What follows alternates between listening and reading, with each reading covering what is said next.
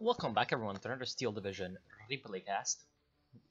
This time it is going to be a 3v3 on Merdere. It is going to be uploaded by, I think, Bear, playing as the third Fallschirmjäger. It was from the replay site, of course.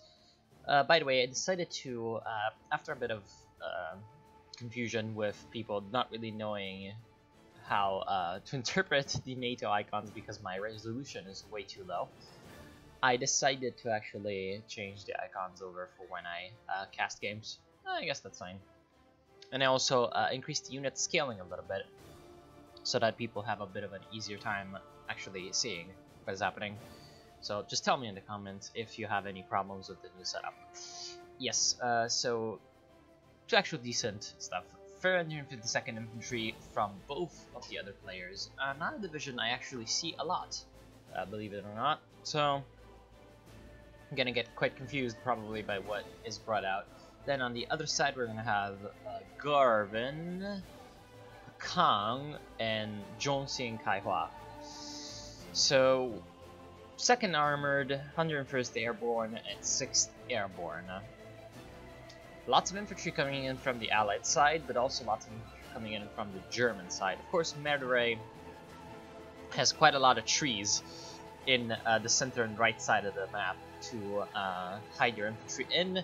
It's got a little bit of an open space on the left. I'm expecting a lot of fighting over these little patches of trees on the left because I'm guessing that okay, so here there's actually Kang, so 6th Airborne, and a 352nd player with quite a lot of light vehicles and infantry. So yes, there's going to be quite a lot of fighting over those trees. Going over what the players have brought up, of course, lots of infantry coming in from the Ritz Airborne. Then a lot of light vehicles with the half tracks and a couple of M8 Spahis from French, also an M10 tank destroyer and a M3 Stuart command vehicle. Very strong pick by the French. However, he's gonna have a little bit of trouble with all this tree line. I'm not sure if he's gonna be able to use his vehicles quite as effectively as he may want. And on the right side, tons of infantry coming in from the 101st, obviously. We have okay, so a pretty decent little push from both sides, but here comes a napalm bomber, Mosquito Pathfinder from French. That's not going to really do all that much if Captain Feeney doesn't really walk into it, which is exactly what he did. Also, that's kind of allowing the no, that's not an M8, that's a Willis. The Willis Jeep to pour down some fire without any retaliation. Meantime, the two pack guns, oh no, actually one LEAG-18 and one pack gun in the center are giving a little bit of trouble to the Allied units there, but these two tree lines are gonna block the line of sight of those two support weapons, and I'm guessing that this LEAG is going to go down to that half-track push. In the meantime, on the left side, it seems like the Germans are gonna have the upper hand. Lots of support guns coming in from both the 352nd players. Probably a very good decision, because they should know that the Allies are going to have quite a lot of infantry coming in with two airborne divisions. So going for a lot of very nice support weapons is indeed a good option. P-51 Mustang going to be suppressing some of the Fallschirmjägers on the right. Fallschirmjäger is going to get supported by the Panzer L6. Pretty decent little vehicle at only 60 points, although I get the feeling that the Allies are not really expecting this. So Zhongxi doesn't really have any AT. I just looked around, but oh, also a bit of a flank coming in from all these Fallschirmjägers. Of course, Fallschirmjäger is very strong Phase A unit. I am expecting them to do very well against even the airborne rifles. Of course, the airborne rifles are cheaper than the Fallschirmjägers, so there's that to think about as well. In the meantime, it seems like the French are using a few little pops of smoke from their mortier to actually push up. I'm not sure I would have done that. I mean, they know that they're facing a 352nd infantry opponent, but that kind of a push through trees and the smoke right onto a position where you're possibly into very close range with some anti-tank weapons, that's kind of dangerous. He's relying on his M3 command steward to keep his units outside of panic, which so far is working out really well. Fortunately for him, he's going to get panicked by a Stuka, that is to say, if the Stuka actually reaches there. What is it trying to bomb? Is it trying to bomb the infantry? Oh, interesting little choice. Well, doesn't really do a lot of damage regardless. I still think that it would have been a better idea to bomb these vehicles to panic them and allow these grenadiers to get into position without any danger. In the meantime, on the left side, the Germans are pushing in and are doing really well. Thanks to the support of these artillery pieces, partially, but also partially because of the fact that it seems they just outfought the Americans in the trees. They have a Panzerfree H to support them, and that's ooh, interesting. I wasn't expecting it to do all that well against the M10, but the M10 gets panicked and retreats, partially also because of the armored car, the 204 with that 75mm, I believe that is. No, 25mm. Really now. I thought that was one of those armored cars with a big gun, because it's got 5 armor piercing. Oh well. It's got 5 armor piercing, so I thought that it was a little bit bigger. Anyway, right side of the map, pretty big push coming in from Bayer, and he's using those Fallschirmjägers pretty well. I mean, he's gonna get into trouble here with the M22 Locust. That's kind of the problem with using infantry. Sometimes you're just not going to have the range to take on enemy vehicles. So this M22 right now is a few hundred meters away from the Fallschirmjägers. At this point, the Püppchen is going to have to push up, but the Püppchen also lacks in terms of range, so we'll see how that works out for him. In the meantime, Bayer is suppressing these airborne divisions that are just kind of in a forward position, and he's surrounding. He's going to be bringing up some kind of artillery piece, I'm guessing a mortar, to further suppress them. So of course we got an engineer in this little tree line, which means that it's going to be fairly dangerous to approach into closer ranges with him. However, it just seems like the Americans should rather retreat from this little fire base and move through these trees, using them as cover, and getting back to their lines, because otherwise, yes, airborne don't really get as much of a penalty from being surrounded, but I'd rather not get my units exposed regardless.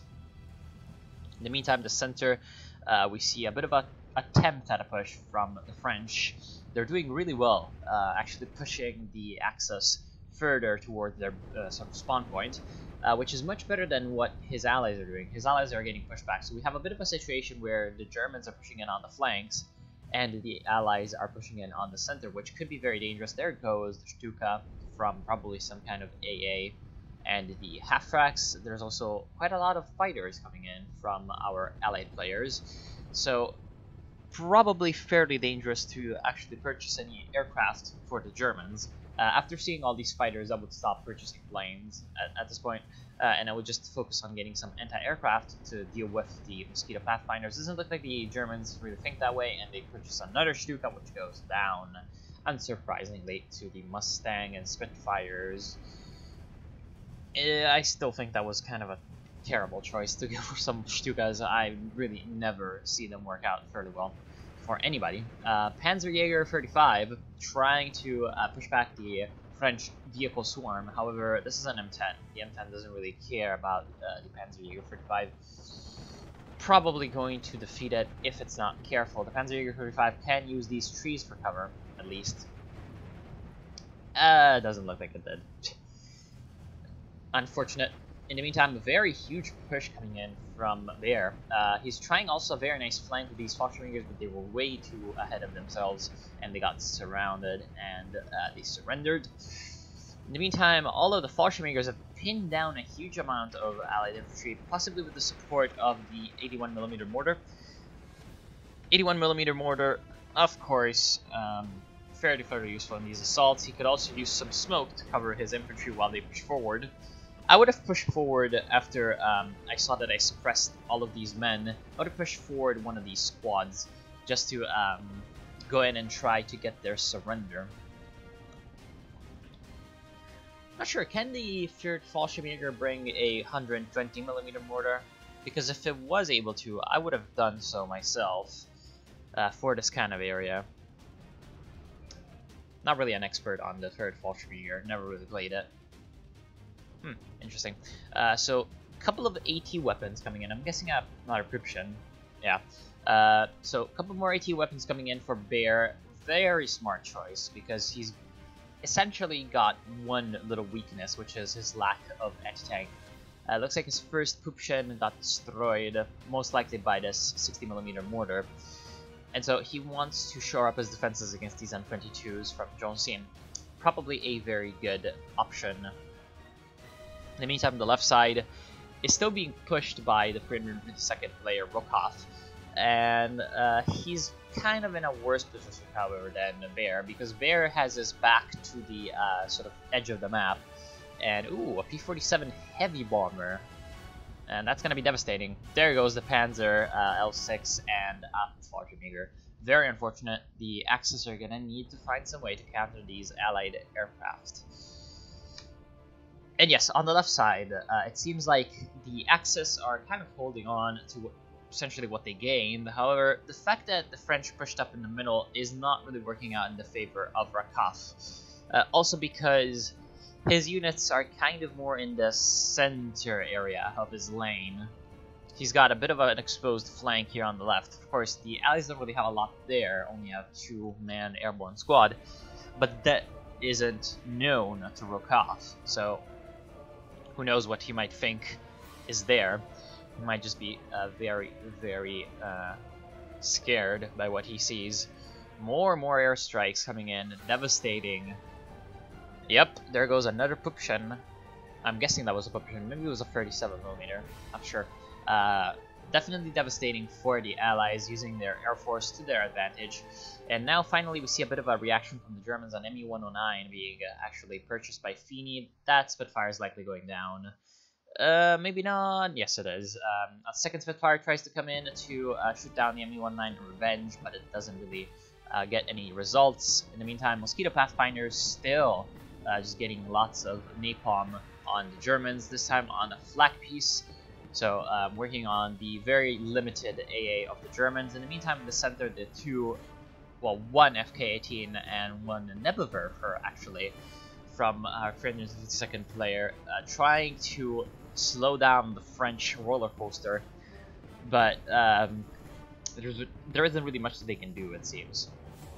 Lots of tanks being brought in by the French, of course, Armored Division doing its job. I am guessing that they're just gonna try to roll straight through. The problem with this is this giant forest on the left, because you never really know what could be happening with that. Also, Pack Gun being unlimbered right near the front line, not really the best possible place because it's out in the open, and the French tanks easily snipe it with their high explosive.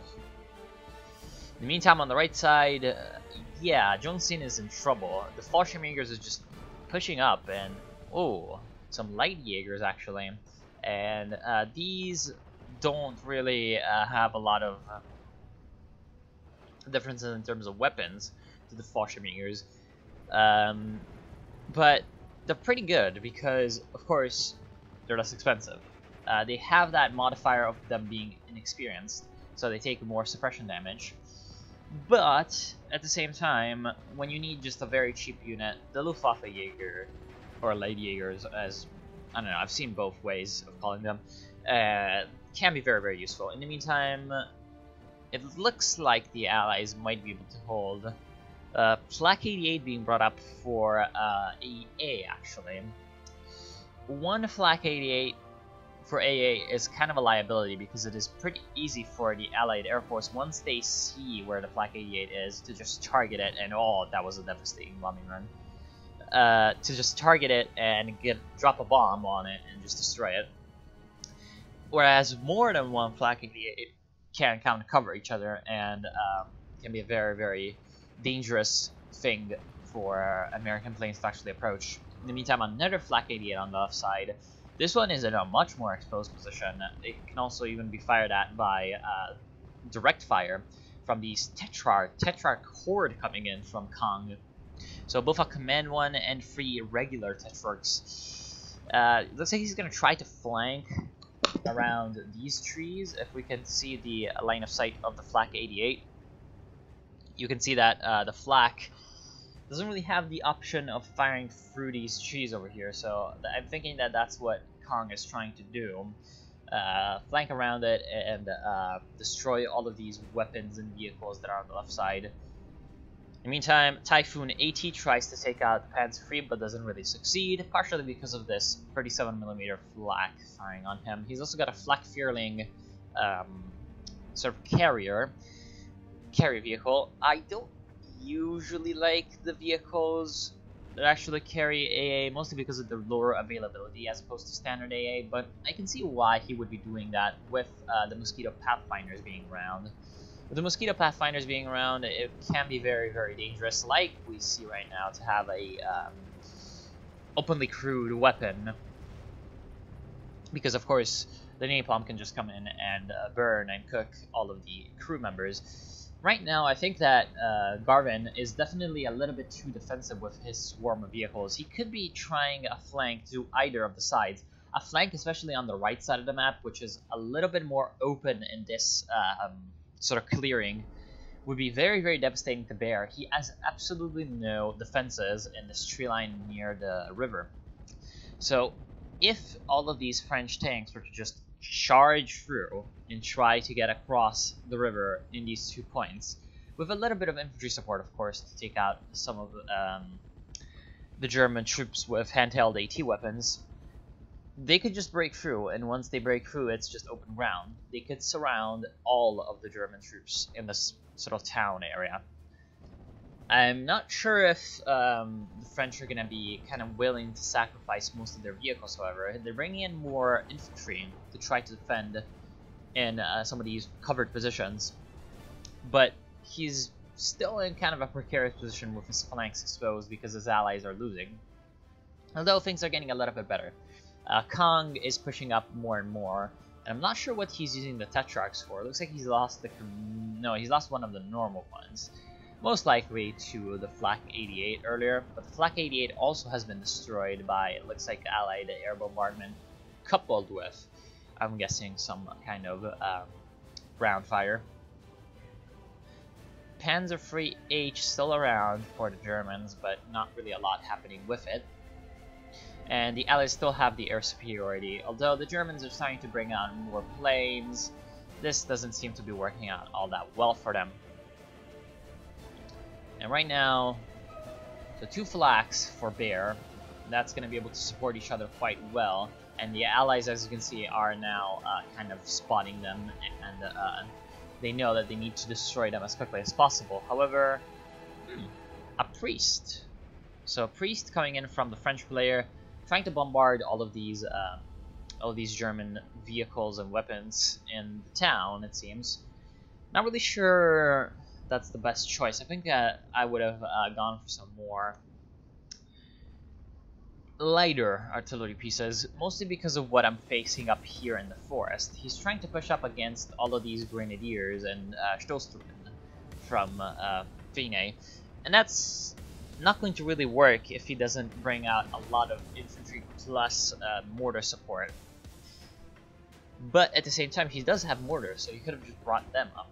Not sure. I still think that he should be using his tanks on a flank on the right side especially, but also on the left side it could work.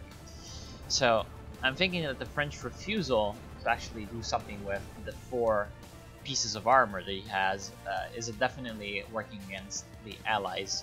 In the meantime, 47 can bomb something. Not sure what it wants to bomb. I think he might be trying to wait until the Flak 88s reveal themselves. Gets pinged. That's just a mortar. Yeah, I'm thinking that Bear has those flaks on hold fire. No, he's just moving them, actually.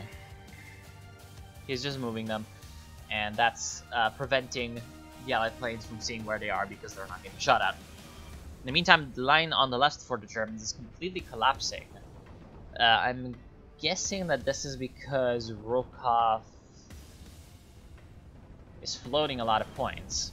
and partially because he's been spending a lot of points most likely on the Air Force, which isn't the best choice, as I said, because, I mean, he's not going to be... Well, he gets a bit of a success and shoots down a fighter, but he's not going to be really doing a lot against the overwhelming superiority that the Allies have in that field. And so the Germans on the left side kind of lost their edge.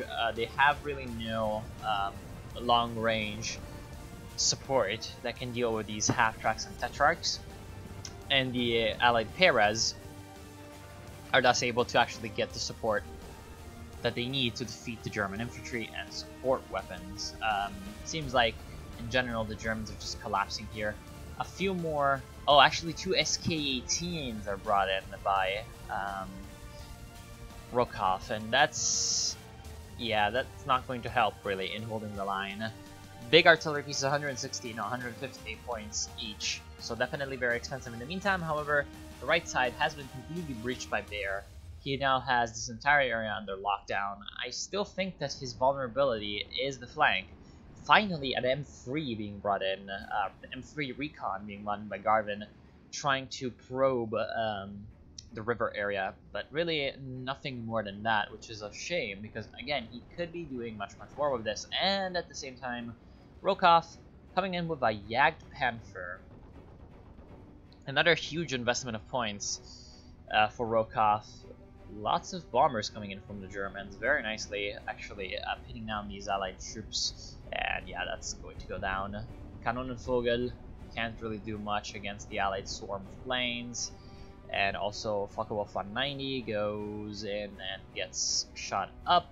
In fact, German AA shoots down an Allied plane. I wasn't expecting that. But yes, this is still very much the weak point, and by just diddle-doodling around Garvin, and also by bringing in the Stuart, he's kind of brought the attention that this exists to bear. He is now bringing in some troops to actually cover this flank a little bit. So far only a recon unit, but I'm guessing that more will come.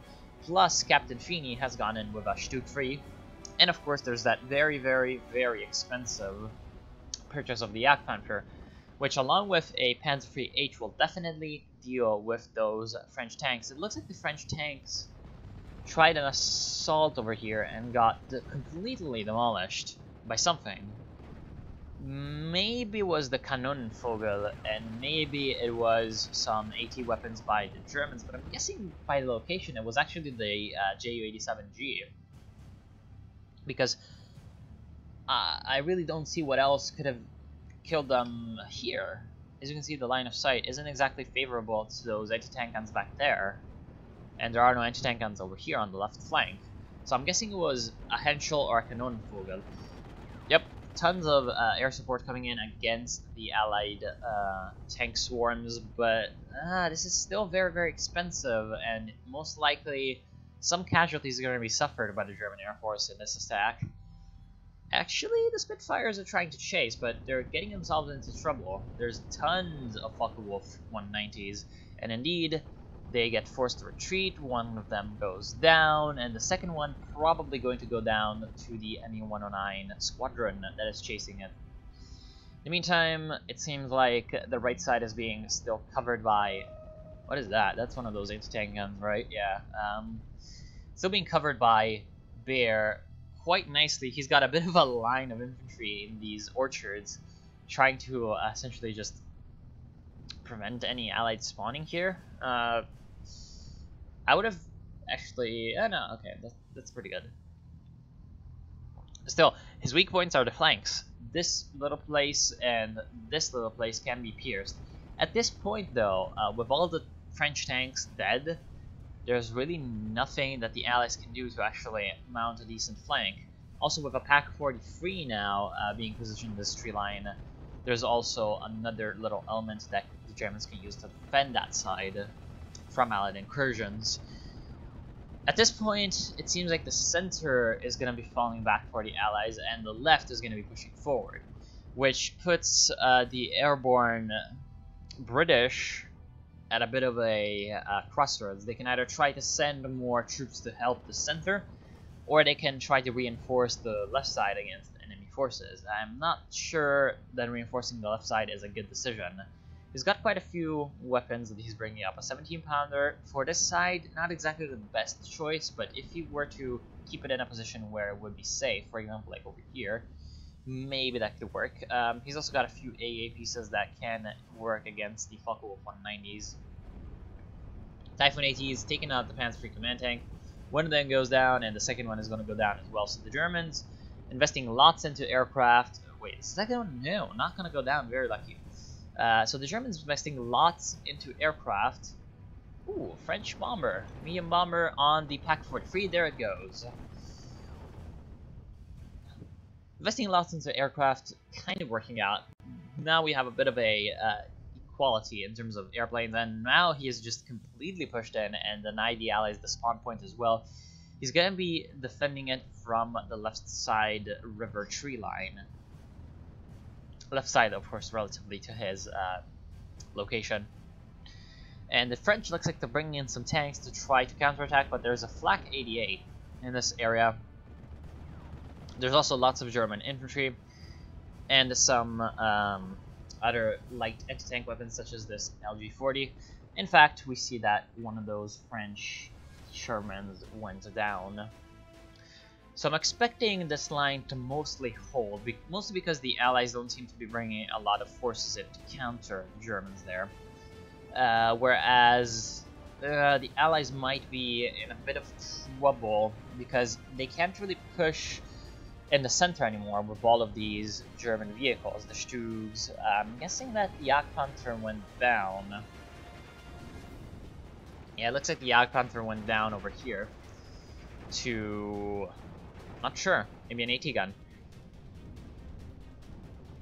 But yes, the Germans are still in a pretty dominant position in the center with all their Stugs. And their, looks like, superior reserves of infantry. I don't think that Garden has many infantry units left. He's bringing in Nueve. Of course, not the unit that has the most cards available to it. Only a few per card. So, he might just be running out of infantry cold.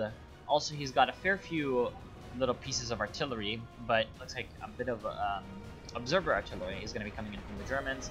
170mm forces the surrender of Garvin, and that's, I think, the end of the Allies. Very good job from there, getting in that Fallschirmjäger push. Especially terrible job from the French player, which after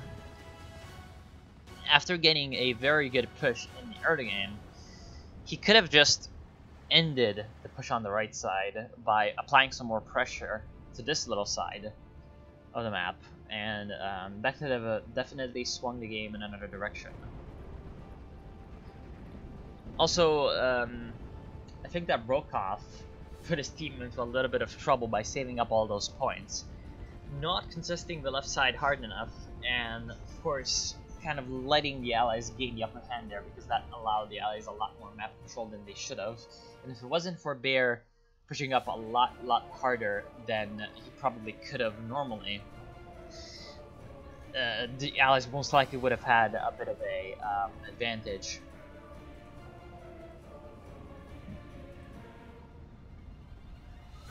What is this Henschel trying to kill? Guessing the Sherman. Also, pretty good usage of the Air Force from the Germans. I wasn't expecting them to come back from their deficit in the earlier stages, but they're bringing in lots of medium bombers now. And of course they have fighters as well to support. Not like the Allies aren't doing that, really, but still. Pretty big bombing run, actually completely smashes the Allied units on the road. Lucky that some of them were still in their transports. And now the Germans are trying to push in on the left side as well, with the support of some Kanonenvogels. That could work out. There doesn't go the Cromwell 6. And yeah, I don't think that the Allies are going to be able to breach this line now that the Flak 88s have been brought up to the tree lines, and there's still more German ATs around, like the Spupchen. In general, it just seems like the Allies are going to have a hard time, and most likely more surrenders are going to be coming in soon. Yeah, I don't really see how the Allies can get back from this. I mean, they could have attempted once again to try to focus the center, but with no player in the center because Garvin surrendered. Yeah, this isn't really going to go all that well for them. And now that the Germans are pushing in the center, their victory point lead is just very, very high. So there it goes. It's gonna be the end of the game. So, very good job to Bear. A very okay job to Feeney. Interesting plays from Rokoff early game with his support guns. But the big problem was for him that he later didn't really sort of spend the points that he had, and so that kind of allowed the Allies to push up on his side. On his side, Kong, very good job actually recovering from a bit of a stalemate. But then I think he could have done a little bit more to support his ally in the center. Garvin, very good job in the early game, recovering from a few early losses, and then getting a nice push with that smoke and his light vehicles. Of course, that's what the French are exactly for, those early pushes with vehicles. Doing pretty well, but then kind of failing his allies on the right side. Thank you all for watching, hope you enjoyed the Steel Division replaycast, and I'll see you soon.